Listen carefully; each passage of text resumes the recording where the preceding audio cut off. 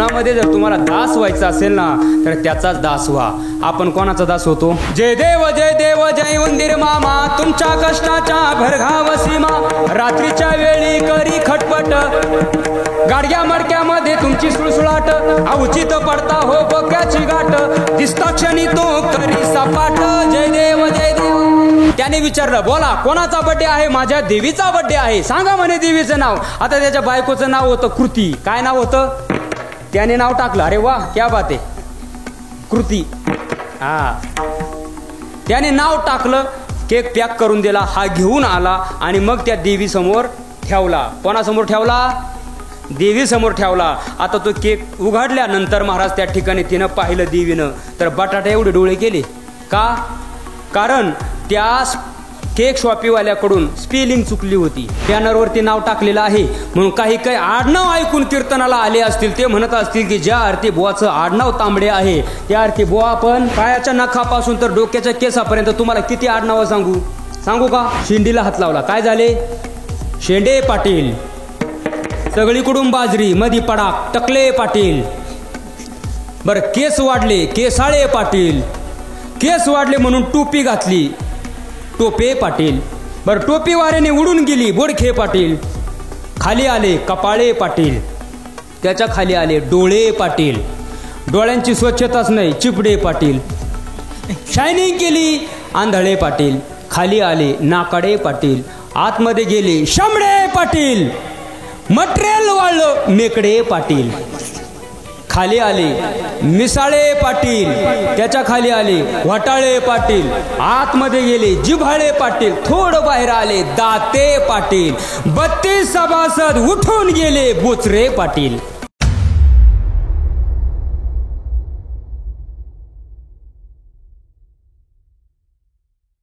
महाराज म्हटले, आम्ही त्या हरीचे दास झालेलो आहे म्हणून आम्हाला या मृत्यू लोकातच नाही तर संपूर्ण त्रैलोक्यामध्ये कुठल्याच प्रकारचं भय नाही.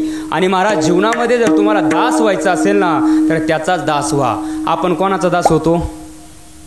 हा, बायकोचा. आणि खरंय बाबा, ज्ञानोबा काय बोलले? चित्ता आराधी स्त्रियेचे, दियेचे नि छंदे नाचे आणि माकड गारुडियाचे होय जैसे. बाबा बोलले, चुकीचं नाही बोलले महाराज. आता तुम्ही बोलले म्हणून सांगतो. मला सांगा, मला आपण खऱ्या अर्थाने प्रपंचाचा दास होतो, बायकोचा दास होतो. काय झालं बाबा? एक गणपतीचा भक्त होता, रोज गणपती बाप्पाची पूजा करायचा. चतुर्थीचा दिवस होता, त्या दिवशी गणपती बाप्पांची मूर्ती समोर मांडली. सडा सारवून रांगोळी, आच्छरदानी मच्छरदानी, 10-5 माणसं तानातानी, सगळं काही एकदम व्यवस्थित, लाडू करंजा मोदक सगळं काही व्यवस्थित ठेवलं आणि गणपती बाप्पाची आरती सुरू केली. सुख करता दुःख हरता वार्ता विघ्नाची, पूर्वे पूर्वी प्रेम कृपा जयांची. आता गणपती बाप्पांची आरती चालू होती, तेवढ्यात तिथं एक उंदीर मामा पळतच आले आणि उंदीर मामाने गणपती बाप्पा समोरचा मोदक पळावला. आणि हे याने पाहिलं. तो म्हटला, राव, एवढा मोठा गणपती बाप्पा आणि एवढा उंदीर मामा. गणपती बाप्पा समोरून जर उंदीर मामा जर मोदक पळवत असेल तर पॉवरफुल देव कोणता? उंदीर मामा. दिला गणपती बाप्पा सोडून. दुसऱ्या दिवशी पिंजरा लावून उंदीर पकडला आणि मग उंदीर मामाची आरती. जय देव जय उंदीर मामा, तुमच्या कष्टाच्या भरघाव सीमा. रात्रीच्या वेळी करी खटपट, गाडग्या मडक्यामध्ये तुमची सुळसुळाट. अवचित पडता हो बोक्याची गाठ, दिसता क्षणी तो करी सपाट. जय देव जय देव. ही काय गाथ्यातली नाही बरं का आरती, ही माथ्यातली आहे. महाराज उंदीर मामाची आरती चालूच होती. आता आरती पुरता उंदीर मामाला बाहेर काढला होता आणि उंदीर मामा मस्तपैकी मोदकात खायचं काम चालू होतं, त्याची आरती चालूच होती. आता बोक्याने पाहिल्यानंतर बोक्याला दम निघत असतो का? जसा बोका पळत आला तसा उंदराचं एका घासामध्ये पोस्टमॉर्टमच करून टाकलं. आणि हे त्याने पाहिलं, अरे बापरे, आता उंदीर मामापेक्षा तर पॉवरफुल देव कोणता? बोका. दिला महाराज उंदीर मामा सोडून. दुसऱ्या दिवशी बोक्याचीच आरती. आता नाही येत बोक्याची आरती, नका पाहू तोंडाकडं. आता बोक्याची आरती चालूच होती. तिथं कुत्र्याने पाहिल्यानंतर कुत्र्याला कुठं दम निघत असतो का? जसा कुत्रा पळत आला तसा बोक्याचं एक फाडूनच टाकला. आता त्याने तो बोकाही सोडून दिला. आता कुत्र्याचीच आरती. आता कुत्र्याची आरती चालू होती. उन्हाळ्याचे दिवस होते आणि दुपारची वेळ होती. त्याच्या बायकोचा दुपारचा स्वयंपाक चालू होता. बाहेर चूल मांडली होती आणि चुलीवरती बाजरीच्या ज्वारीच्या भाकरीचा स्वयंपाक चालू होता. आणि याने हार घातला होता कुत्र्याला, गंध बिन लावून त्या ठिकाणी कुत्र्याची आरती करत होता. आता त्या बायकोला माहित होतं हे मनकवडे याचं काही खरं नाहीये, हे काहीही करीन, हे मनकवडे. ती काय त्याच्याकडे लक्ष देत नव्हती. आणि महाराज त्याची आरती चालू होती. कुत्र्याची आरती करतच होता. आता कुत्र्याची आरती करत असताना कुत्र्याला काय घेणं द्या बाबा, आरती कर नाही तर काही कर, इकडे पोटाला महत्वाचं नाही. कुत्र्याच्या नाकावर तो बाजरीच्या भाकरीचा वास आला, खमंग असा वास. कुत्र्याच्या नाकावर गेल्यानंतर कुत्रा कुठं दम काढत असतो का? जसा कुत्रा पळाला तसा चुलीला लावलेली भाकरच घेऊन पळू लागला. आता ती बायको सुद्धा त्याचीच होती. ती काय तांबडे महाराजाची नव्हती, खंबीर होती. तिने सुद्धा बाबा कमराला पदर खावला आणि चुलीतलं जळतं लाकूड काढलं आणि दोन्ही हाताने कुत्र्याच्या बरगडात टाकलं. बरगड मोडं ना महाराज. कुत्र्याच्या बरगडात टाकल्यानंतर कुत्र्याने ती भाकर टाकून दिली आणि क्याव क्याव क्याव क्याव करीत पळून गेलं. आणि मग ह्याने हे पाहिलं आणि मग हा म्हटला, अरे बाप रे, तुझं आहे तुझं पाशी, तरी तू जागा चुकलासी. अरे एवढा पॉवरफुल देव जर आपल्याच घरात, कशाला दुसऱ्या देवाच्या नादी लागायचं. लगेच सांगितलं बायकोला, आत्ताची आत्ता नवीन साडी घाल आणि पाटावर बस. आता तिला माहित होतं हे मनकवडे हे आता पूजा करील आणि थोड्या वेळाने पिऊन आल्यानंतर बुटा सहलात घालीन. पण तिला वाटलं बरं झालं, बरवी ही वेळ सापडली, करतय तर करू द्या. आता तिने सुद्धा महाराज साडी बिडी घातली, मस्तपैकी पाटावर बसली आणि मग याने आरती सुरू केली. जय देव जय देव जय माझे बायको, जे तुम्ही सांगाल ते आम्ही ऐको. थांब भक्ता. कोण म्हटलं? बायको नाही, आता ती देवी आहे. थांब भक्ता. आता त्याने काय ऐकलं होतं? तिने काय ऐकलं होतं? आरती, जे तुम्ही सांगाल ते आम्ही ऐको. थांब भक्ता. बोल माते. कोण म्हणतंय? बघतोय तो आता. आता तिचा नेमका त्या दिवशी मावशी बड्डे होता. काय होता? तिने सांगितलं, तुम्हाला बाजार कोणता आहे जवळचा? लोणंद ना, सासवड. तिने सांगितलं, आत्ताची आत्ता बाजारामध्ये जा, माझा बड्डे आहे, केक घेऊन ये. हे जसं उठलं तसं सुटलं आणि लोणंदच गाठलं. लोणंदच ना, नाही सासवड गाठलं. गेला सासवडला, 500चा सोडून 1000चा केक घेतला. आता केक घेतल्यानंतर त्याच्यावर नाव टाकावं लागतं. कोणाचं बाळा? तांबडे महाराजाचं. मग कोणाचं? ज्याचा बड्डे आहे त्याचं.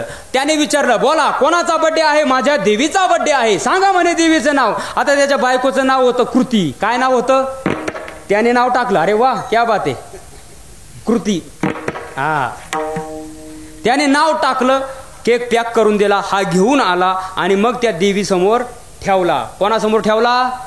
देवी समोर ठेवला. आता तो केक उघडल्यानंतर महाराज त्या ठिकाणी तिनं पाहिलं देवीनं, तर बटाटा एवढे डोळे केले. का? कारण त्या केक शॉपीवाल्याकडून स्पेलिंग चुकली होती. विठाला तुम्ही हसले, याचा अर्थ तुम्हाला कळालं आणि तो शब्द मीही या ठिकाणी बोलू शकत नाही. आता ज्यांना कळालं त्यांचं ठीक आहे, पण ज्यांना नाही कळालं त्यांनी काल्याला या आणि महाप्रसाद घेऊन घरी झोपायला जा. मग बाकी काय? आता त्याला 5Gच लागतंय महाराज, आहे का नाही? चला, मला सांगायचं काय आहे आता. एवढा विषय बाबा म्हटले बायकोचा दास होता म्हणून बोललो बरं का. मला काय सांगायचं आहे, आपण त्या ठिकाणी कोणाचाही दास होतो, पण महाराज म्हटले धन्य आम्ही जन्मा आलो आणि दास विठोबाचे झालो, किंवा तरीच जन्मा यावे आणि दास हो त्याचा दास झाला पाहिजे महाराज. आणि जर त्याचा दास झाला ना महाराज, जीवनामध्ये तुमच्यावर कोणतंच संकट येणार नाही महाराज, कारण दास त्याचं होणं गरजेचं आहे. मला सांगा बाबा, पांडव किती होते हो? 5 पांडव होते. आणि कौरव किती होते? 100 कौरव होते आणि 5च पांडव होते. पण मला सांगा, कोणाची जीत झाली? पांडवांची. बरं, त्याच्यापैकी कोणी मेला का 5 पांडवापैकी? बरं, कौरवांचं काय झालं? कौरवाकडून कोण कोण योद्धे होते हो? भीष्माचार्य, कृपाचार्य, द्रोणाचार्य, कर्णासारखा रथी महारथी होते. एवढे योद्धे त्यांचे मातब्बर योद्धे होते. तरी पण काय झालं? नाश झाला महाराज त्यांचा. 5च पांडव होते तरी पण त्यांची जीत झाली आणि धक्काही लागला नाही, केसाला सुद्धा धक्का लागला नाही. का धक्का लागला नाही? कारण तुम्ही महाराज महाभारतातलं अतिशय सुंदर उदाहरण सांगतो ऐका महाराज. ज्या वेळेला कौरव आणि पांडवांचं युद्ध ठरलं ना, त्यावेळेला कौरवांनी सांगितलं, दुर्योधनाने सांगितलं पांडवांना त्या ठिकाणी सुईच्या अग्रभागावर मावणे इतकी जमीन सुद्धा मिळणार नाही. पर्यायाने युद्ध ठरलं. आता उद्या युद्ध आहे. त्यावेळेला दुर्योधन भगवान परमात्म्याकडे युद्धासाठी काहीतरी मिळकत मिळते का, सैन्य मिळते का या उद्देशाने गेला. भगवान परमात्मा पहुडलेले होते. दुर्योधन गेला आणि कुठं बसला? उशाला बसला. उशाला कधी बसतात? आमच्याकडे मेल्यावर माणसं जाळतात, तुमच्याकडे कसं काय? असंच आहे का? मग उशाला कधी बसतात? हा असं स्पष्ट बोलायचं, त्याला काय घाबरायचं एवढं. मग दुर्योधनच होता महाराज, तो उशाला जाऊन बसला. पाठीमागून अर्जुन आला आणि तो पायथ्याला बसला. आता मला सांगा महाराज, भगवान परमात्म्याला जाग आल्यानंतर अर्जुन दिसेल का दुर्योधन दिसेल? अहो दुर्योधन अगोदर आलाय ना, पण तो कुठं बसलाय? योग्य दिशेला बसलाय. भगवंताला जाग आली, अरे अर्जुना कधी आला? दुर्योधन पाठीमागून म्हटला, देवा त्याच्या अगोदर मी आलोय. बरं ठीक आहे, कुणी का आले असाना, पण काय काम काढलंय? उद्या कौरव पांडवांचं युद्ध आहे. तुमच्याकडे काहीतरी मिळकत मिळते का? युद्ध करण्यासाठी सैन्य शस्त्र सामुग्री मिळते का? या उद्देशाने आलो. भगवंताने सांगितलं माझ्याकडे 2 पर्याय आहे. एका बाजूने माझं 18 उक्षेनी सैन्य असेल, शस्त्र सामुग्री सह चतुरंगिनी सेना असेल, आणि एका बाजूने फक्त मी एकटा असेल. बोल अर्जुना काय पाहिजे तुला? आता दुर्योधनाचा हिरामोड झाला ना महाराज, आता बोलता येत नाही ना तिथं. भगवंताने सांगितलं बोल अर्जुना काय पाहिजे तुला. आता मला सांगा अर्जुनाने काय मागितलं पाहिजे हो? आपल्या दृष्टीने काय मागितलं असतं आपण? 18 उक्षेनी सैन्य मागितलं असतं ना महाराज, शस्त्र सामुग्रीसह आहे. देवाला घेऊन, बरं देवाने सांगितलं मी एकटा ज्या बाजूने असेल त्या बाजूने मी हातात शस्त्र धरणार नाही, युद्ध करणार नाही. युक्तीच्या 4 गोष्टी सांगेल. कोण घेईल देवाला?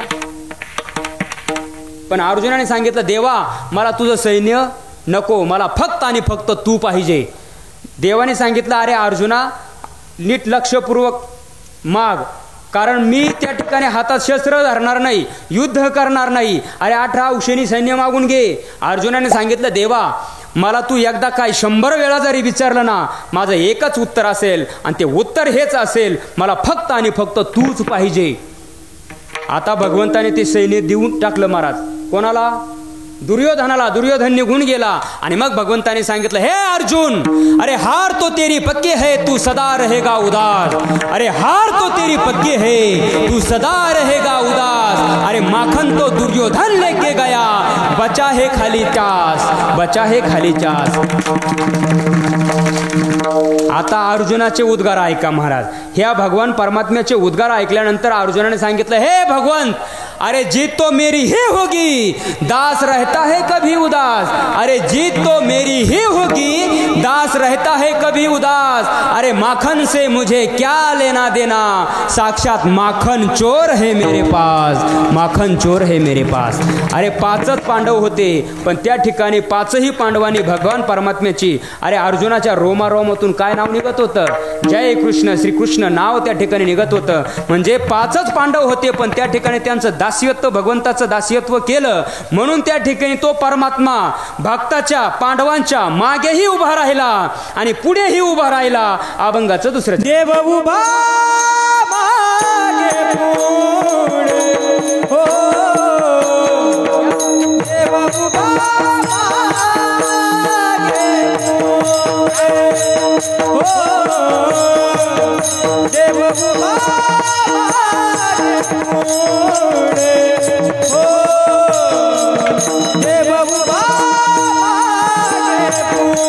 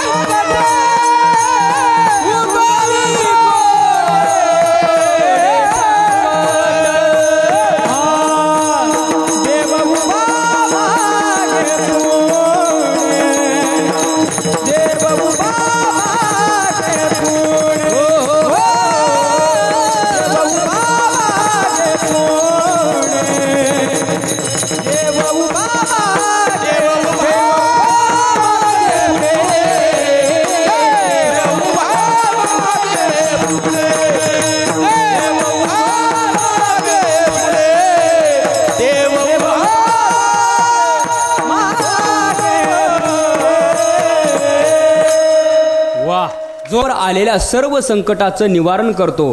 कोणाच्या मागे उभा राहिला हो? कोणाच्या मागे उभा राहिला? द्रौपदीच्या मागे उभा राहिला आणि द्रौपदीवर आलेल्या सर्व संकटाचं निवारण केलं.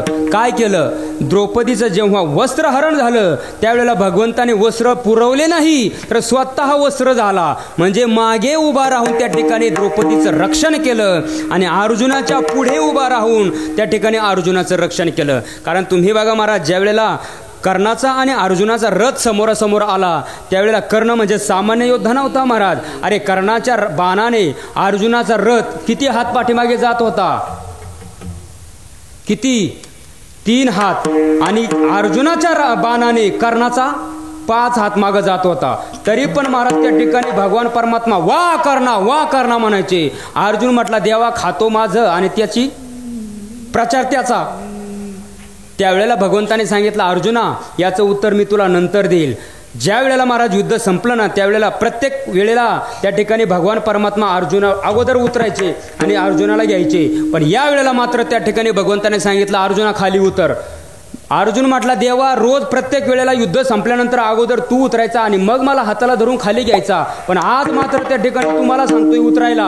आणि मग भगवंताने सांगितलं तू खाली उतर मी सांगतो. अर्जुन उतरल्यानंतर भगवान परमात्मा उतरले तेव्हा रथाचा काय झाला महाराज? स्फोट झाला महाराज. एवढी ताकद कर्णाच्या बाणामध्ये होती. भगवंताने सांगितलं अरे अर्जुना, अरे तुझ्या रथावर कोण आहे? विश्वव्यापक कमलापती. अरे जेने हे विश्व निर्मेले महर्षी देवा संस्थापिले 21 स्वर्गाते धरले सत्ता मात्रे आपुल्या. अरे म्या बोलविल्या वेदू बोले म्या चालविल्या सूर्य चाले म्या हलविल्या प्राणू हले जो जगाते चालिता. अरे पर्वती बैसकानं संडावी समुद्री रेखा ओलांडावी पृथ्वी भूते व्हावी ही आज्ञा माझी. संपूर्ण विश्वाचा चालक मालक सगळं विश्वाची ताकद घेऊन तुझ्या रथावर मी आरूढ झालोय. एवढंच काय ध्वजस्तंभावरी वानरू आणि तो मूर्तिमंत शंकरू साक्षात भगवान शंकर हनुमंतरायाच्या रूपाने स्तंभावरती आरूढलेले आहे. अरे एवढे वजनदार माणसं तुझ्या रथावर असताना देखील 3 का होईना पण हात मागत जातोय. मग ताकद कोणामध्ये आहे? तर कर्ण म्हणजे सामान्य नाही. पण त्या ठिकाणी भगवान परमात्म्याने कर्णाच्या बाणापासून अर्जुनाचा बचाव केला. म्हणजे भगवान परमात्मा काय करतो? भक्ताचं रक्षण करतो. मागेही उभा राहतो आणि पुढेही उभा राहतो आणि भक्तावर आलेल्या संकटाचं निवारण करतो. म्हणून देव उभा मागे पुढे उगवी कोडे संकट. 2 चरणाचा भाव झालाय. अजून किती चरण राहिले? 2. मग आता 2 चरणाला जर 2 तास, तर मग आणखीन 2 चरणाला बरोबर तांबडं फुटतंय. मग फोडायचं का? मग तांबडं फोडायचं. आता काही माझं आडनाव ऐकून कीर्तनाला आले असतील, कारण बॅनरवरती नाव टाकलेलं आहे म्हणून काही आडनाव ऐकून कीर्तनाला आले असतील. ते म्हणत असतील की ज्या आरती बुवाचं आडनाव तांबडे आहे त्या आरती बुवा पण तांबडाच. मग बघून घ्या तांबडा आहे का. आता हे आडनाव तुम्ही आम्ही जोडलेत महाराज. कोण कुठं आणायला गेलंय का बाबा? कोणी कुठं आणायला गेलं नाही, हे तुम्ही आम्ही जोडले. आता मला सांगा महाराज, आलंय ओघाने म्हणून मला सांगा, आपल्या शरीरावर पायाच्या नखापासून तर डोक्याच्या केसापर्यंत तुम्हाला किती आडनावं सांगू का? हा सांगू का नको? मग ऐका, इथं हात लावला, शेंडीला हात लावला, काय झाले? शेंडे पाटील. सगळीकडून बाजरी, मधी पडाक, टकले पाटील. बरं, केस वाढले, केसाळे पाटील. केस वाढले म्हणून टोपी घातली, टोपे पाटील. बरं, टोपी वाऱ्याने उडून गेली, बोडखे पाटील. खाली आले कपाळे पाटील. त्याच्या खाली आले डोळे पाटील. डोळ्यांची स्वच्छताच नाही, चिपडे पाटील. शायनिंग केली, आंधळे पाटील. खाली आले नाकाडे पाटील. आतमध्ये गेले शामडे पाटील. मटेरियल वाढलं, मेकडे पाटील. खाली आले मिसाळे पाटील. त्याच्या खाली आले वाटाळे पाटील. आतमध्ये गेले जिव्हाळे पाटील. थोडं बाहेर आले दाते पाटील. 32 सभासद उठून गेले बोचरे पाटील. खाली आले दाभाडे पाटील. काय तर दाभाड फोडे, काय दाभाड मोडे, नाही दाभाड मागे नाही, मी पहिल्यांदाच ऐकलं. काय खाली आले माने, काही तर मान कापे, काही मान मोडे. कोपरे ढोपरे दंडवते नखुडे मनगटे एक बोटे ऊत आला. एवढ्यावर थांबले नाही, खाली आले पोटे, पोट भाजे, पोट फाडे, मांडे पोटरे गुडघे नखुडे ऊत आला. एवढ्यावरही थांबले नाही, जनावर सुद्धा सोडले नाही. कुणी हरणे, कुणी मोरे, कुणी चिमणे, कावळे, वाघ, काही तर वाघ मारे. हा सगळ्यांचा बॉस, याच्यापेक्षा मोठा. एवढ्यावरही थांबले नाही, मग भाजीपाला सुद्धा सोडला नाही. कुणी डांगरे, कुणी भोपळे, कुणी दोडके, कुणी घोसाळे, कुणी गवारे, कुणी भेंडे, कोथमिरे, असं जे येते ते सांगा. बरं, एवढ्यावरही थांबले नाही, मग किचन सुद्धा सोडला नाही. कुणी हंडे, कुणी तांबे, कुणी चमचे, कुणी बाटले, अजून उखळे, मुसळे, उलथाने. हे तुमचे आमचे आडनाव आहे महाराज. तुम्ही बघा महाराज, मारवाडी समाजाचे आडनाव काय सुंदर महाराज. देहानी, मालपानी, मालपण पाणी पण त्यांच्याकडंच. आपण मेलो वो जेव्हा वो. पण महाराज, कितीही नावाचे असू द्या, कितीही जातीचे असू द्या, कितीही वर्णाचे असू द्या, पण सगळे एकच आहे ना महाराज. हिंद देश के निवासी सभी जन एक है. रंग रूप वेश भाषा चाहे अनेक है. अरे कितीही जातीचे असू द्या, कितीही धर्माचे असू द्या, कितीही वर्णाचे असू द्या, तर या वारकरी संप्रदायाच्या या मंडपामध्ये आल्यानंतर त्यांची एकच जात शिल्लक राहते. आणि ती जात कोणती असेल तर ती म्हणजे वारकरी हीच एकमेव जात शिल्लक राहते. कारण ज्ञानोबराय काय बोलले? अरे हे खैराचं लाकूड, ज्ञानोबराय म्हणतात हे खैराचं लाकूड, हे लिंबाचं लाकूड, हे बाबळीचं लाकूड, हे शेवरीचं लाकूड, या लाकडांच्या जाती कुठपर्यंत हो, जोपर्यंत अग्नीच्या संबंधात येत नाही तोपर्यंत. आणि एकदा का अग्नीच्या संबंधात आले की त्यांची एकच जात शिल्लक राहते. आणि ती जात कोणती असेल तर ती म्हणजे राख हीच एकमेव जात शिल्लक राहते. काय बोलले ज्ञानोबराया? काखय रे चंदन काष्टे, हे तव विवंचना तवची घटे, जवन घापती कवटे अग्नी माझी. त्याप्रमाणे हे मराठा, हे मुस्लिम, हे भिल्ल, हे कोळी, हे धनगर या माणसांच्या जाती कुठपर्यंत हो, जोपर्यंत वारकरी संप्रदायामध्ये येत नाही ना तोपर्यंत. आणि एकदा का या वारकरी संप्रदायामध्ये आले की त्यांची एकच जात शिल्लक राहते. आणि ती जात कोणती असेल ना महाराज, ती म्हणजे एकमेव वारकरी हीच एकमेव जात शिल्लक राहते. हीच एकमेव जात शिल्लक राहते. कारण या जगाच्या पाठीवर अनेक संप्रदाय आहे महाराज, अरे या जगाच्या पाठीवर अनेक संप्रदाय आहे, पण या जगाच्या पाठीवर वारकरी संप्रदायासारखा श्रेष्ठ या जगाच्या पाठीवर कोणताच पंथ नाहीये. अरे या जगाच्या पाठीवर वारकरी संप्रदायासारखा श्रेष्ठ पंथ नाहीये. अरे या जगाच्या पाठीवर वारकरी संप्रदायासारखा श्रेष्ठ पंथ नाहीये. गीता भागवत ज्ञानेश्वरी गाथा यासारखे श्रेष्ठ ग्रंथ नाहीये. अरे या जगाच्या पाठीवर वारकरी संप्रदायासारखा श्रेष्ठ पंथ नाहीये. गीता भागवत ज्ञानेश्वरी गाथा यासारखे श्रेष्ठ ग्रंथ नाहीये. ज्ञानोबा तुकोबारासारखे श्रेष्ठ संत नाहीये. आणि रामकृष्ण हरी या मंत्रापेक्षा कोणताच मंत्र श्रेष्ठ नाहीये. कोणताच मंत्र श्रेष्ठ नाहीये. मग गीता भागवत ज्ञानेश्वरी गाथा आहे ग्रंथ. अरे गीता भागवत ज्ञानेश्वरी गाथा आहे ग्रंथ. रामकृष्ण हरी हा आहे मंत्र. ज्ञानोबा तुकोबाराया आहे संत. आणि अशा ज्ञानोबा तुकोबारायांचेच नाही तर सकल वारकरी संप्रदायाचं कुळदैवत आहे रुक्मिणी माता आणि विठ्ठल पंत. विठ्ठला विठ्ठला आम्हा हरीच्या दासा काही भय नाही त्रैलोकी. देव उभा मागे पुढे उगवी कोडे संकट. तो भगवान परमात्मा भक्ताच्या मागेही उभा राहतो आणि पुढेही उभा राहतो आणि आलेल्या सर्व संकटाचं निवारण करतो. आणि एवढंच नाही महाराज, त्या ठिकाणी जगद्गुरु तुकोबाराय म्हणतात की भक्तिभावाने भक्ती प्रेमाने आम्ही त्याला जसा केला तसा तो होतो. लहान तर लहान, मोठा तर मोठा, सगुण तर सगुण, निर्गुण तर निर्गुण, जसा पाहिजे तसा तो होतो. आणि भक्तासाठी त्या ठिकाणी धावून येतो. बरं, भक्तासाठी काहीही करतो. काहीही करतो म्हणजे काय करतो?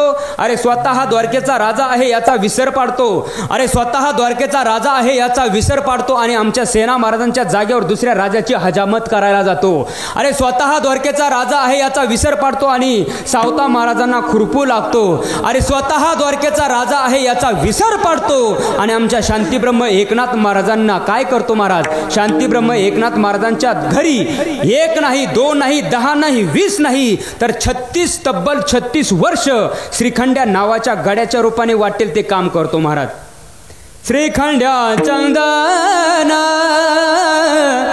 उगाळो निकारी वस्त्रे गंगा तिरी धूत असे. श्रीखंड्या चंदन उगाळो निकारी. अरे स्वतः द्वारकेचा राजा आहे याचा विसर पाडतो आणि आमच्या चोखोबारायांच्या पत्नीचं बाळंतपण करतो. याच्यापेक्षा नीच कामं कोणती केली पाहिजे महाराज? म्हणून भगवान परमात्मा त्या ठिकाणी भक्तावर संकट आले, भक्त त्या ठिकाणी संकटामध्ये जर सापडला तर त्या संकटाचं निवारण करण्यासाठी जसा पाहिजे तसा होतो. अभंगाचं 3रं चरण. जैसा केला तैसा होया, जैसा केला तैसा होया.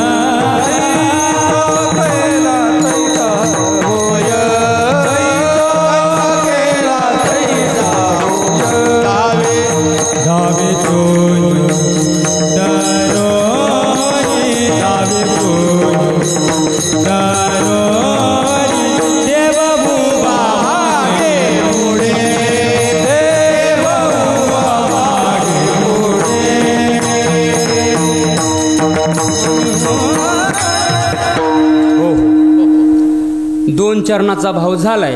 आता 3ऱ्या चरणात आपण प्रवेश केलाय. पण एकदा संप्रदायाच्या नियमाप्रमाणे आपला वेळ संपलेला आहे. एकदा संप्रदायाच्या नियमाप्रमाणे सर्वांनी हात उंच करा.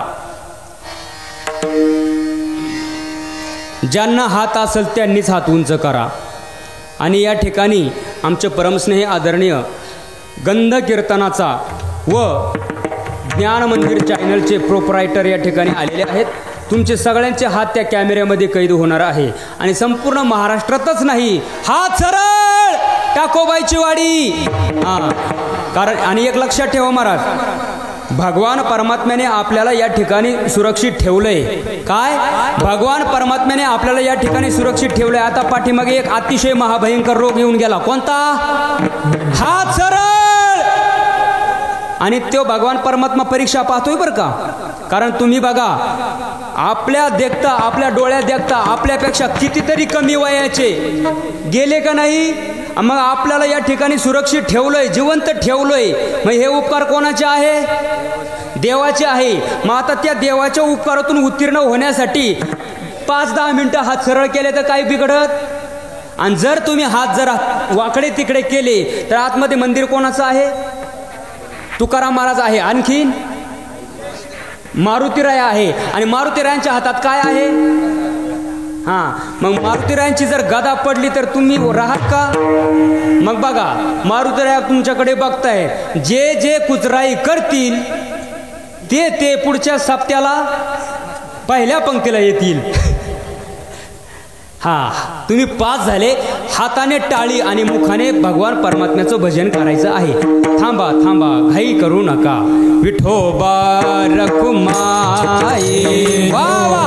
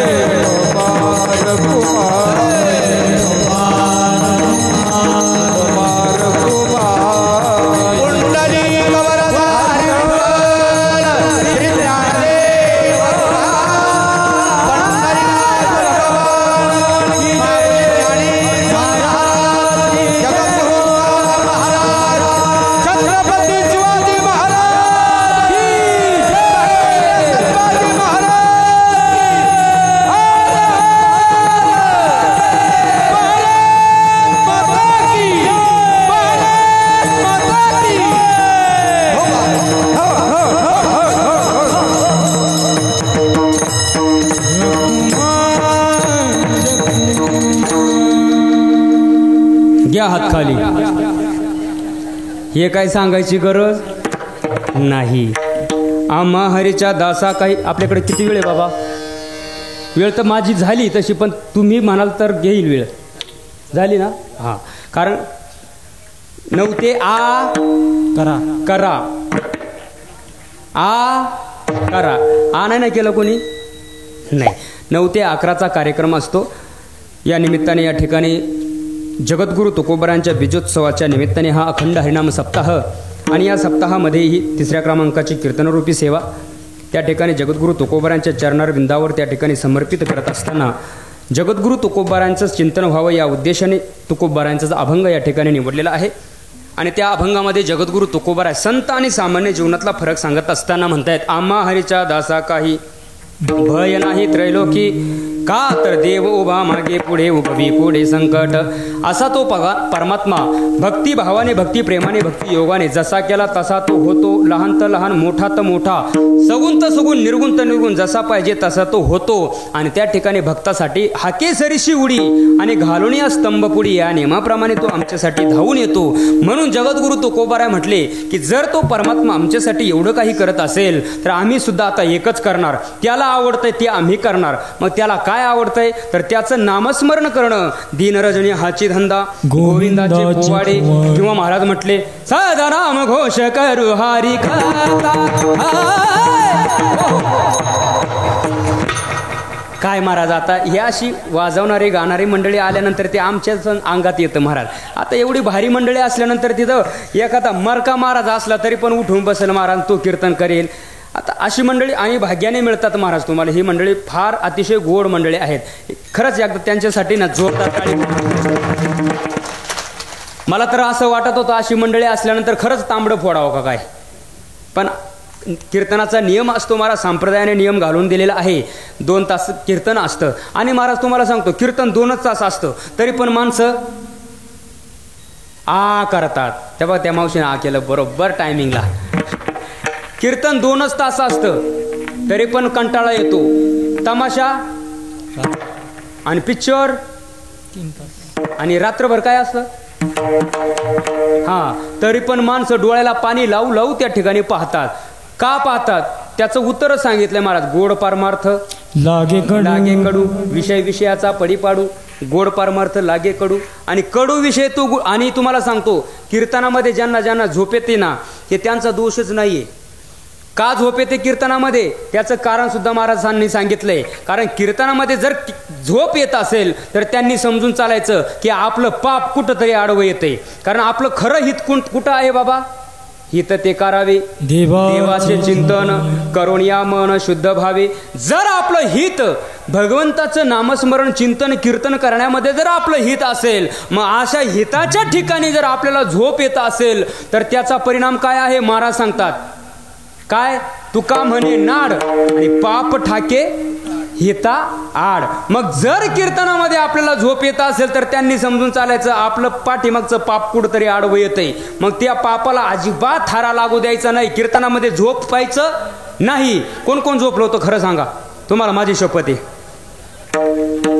असो आम्हा हरेच्या दासा काही भय नाही. त्रैलोकी देव उभा मागे पुढे उगवी कोडे संकट. जैसा केला तैसा होय धावे सोय धरोनी. देव उभा मागे पुढे उगवी कोडे संकट. तुका म्हणे असो सुखे गाऊ मुखे विठोबा. देव उभा मागे पुढे उगवी कोडे संकट. अशा अर्थाचं सुंदर चिंतन व्यक्त करणारा हा या अभंगावरती जे काही तोडकं मोडकं मी बोलण्याचा प्रयत्न केला. माऊली महावैष्णव ज्ञानोबारांच्या पदस्पर्शाने पुनीत झालेल्या अलंकापूर नगरीमध्ये त्या ठिकाणी थोडेसे तोडकं मोडकं ज्ञान ग्रहण करण्याचा मी प्रयत्न केला आणि तेच तुमच्यामुळे जे जे आपण असे ठावे